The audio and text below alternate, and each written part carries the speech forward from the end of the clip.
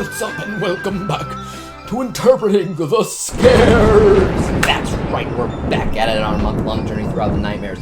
Now remember, I'm taking a look at 31 foreign horror films in chronological order, and it has been a little while, but I'm over the moon excited to be back talking about a film in the Ringu franchise. And this one's in 3D, y'all! Yep, we're talking about Sadako 3D. Let's get cracking.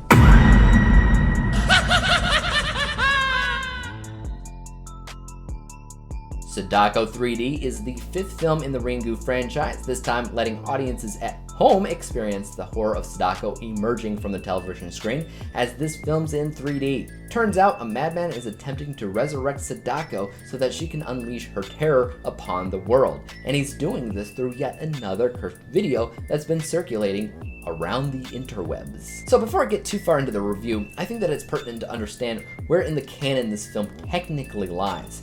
Officially, it's a sequel to Spiral, which, if you can remember, was the ignored sequel to the first film.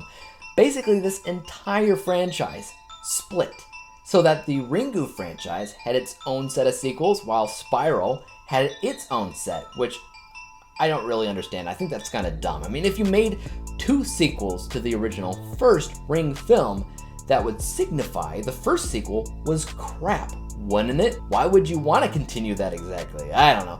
But not even that. Sadako 3D doesn't exactly work as a sequel to Spiral anyway. I said it's technically a sequel, because it technically is. That's what it says. But there's no way anybody watching the movie would be able to guess that. If I remember correctly, Spiral literally ended with Sadako already being resurrected and reborn. So why are they trying to do the same thing again here if it's supposedly a sequel? I would say it works more like a remake than a sequel, but what do I know? I'm stupid. Sequel, remake, whatever. I'd say that this film is mostly more of a gimmick film above all else, as it really loves that 3D stuff, and why wouldn't it? If there were ever a horror franchise that deserved the 3D movie treatment, it would be The Ring, right? The film where they already have a girl crawling out of a TV screen anyway. And the 3D aspect works really well, if I'm being honest. That's the one thing that I loved about this movie. It embraced Sadako, or Samara in the States, crawling out of the screen and reaching for the audience. That was pretty cool. What's even better though is they seem to have a good handle on the 3D, since it seemed to save most of the actual 3D stuff for when Sadako was coming into the real world. I thought that that was great. If you have the ability to watch it in 3D, if at all possible, please do. That's my recommendation. But if you don't have the ability to see it in 3D, just skip it, I don't think the movie's worth it. Part of the charm of these films is that VHS tape with the weird imagery that makes it feel as cursed as it claims to be. But that VHS tape, nowhere to be seen in this movie at all. The cursed videotape making rounds in this movie on the internet is something that was created by some random guy in order to find victims for Sadako. I don't know how he managed to make it just as cursed as the VHS tape before, or how he got Sadako to agree to be his puppet for another tape, but I guess that these things are just things that we're supposed to accept and not question. Now, I question things, so I have to wonder how it all logically came to be.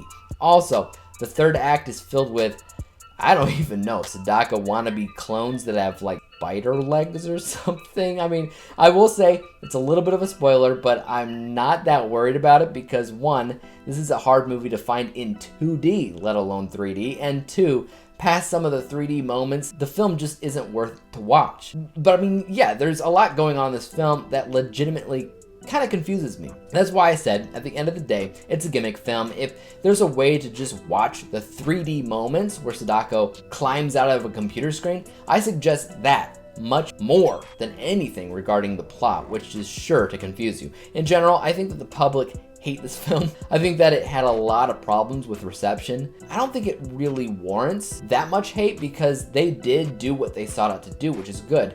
But it's just one of those movies that's not really all that important to watch. What's interesting is that I understand there's a Sadako 3D 2 out there, which I'll be reviewing tomorrow, so I'm hoping the 3D still turns out pretty good for that. I'm crossing my fingers that the story's better too. At the end of the day though, I scored Sadako 3D a C+, letter grade. Final overall score of 66%, 66 out of 100 possible stars. That's also the same score that I gave to my unbiased and biased scores. As you can see, I would mostly call that a safe score. Nothing too entertaining, nothing too rewatchable, but adequate enough from the perspective of what they were going for and the performances of the cast, which technically not that bad. So yeah, it's a safe film, even if it's sometimes confusing. But what about you guys though? Have you seen this 3D Ring film? If you have, let me know what your thoughts about it were in the comment section down below. And as for YouTube, you guys know what to do. Hit the like, subscribe button, and bell to be notified when I come out with my review for Sadako 3D 2.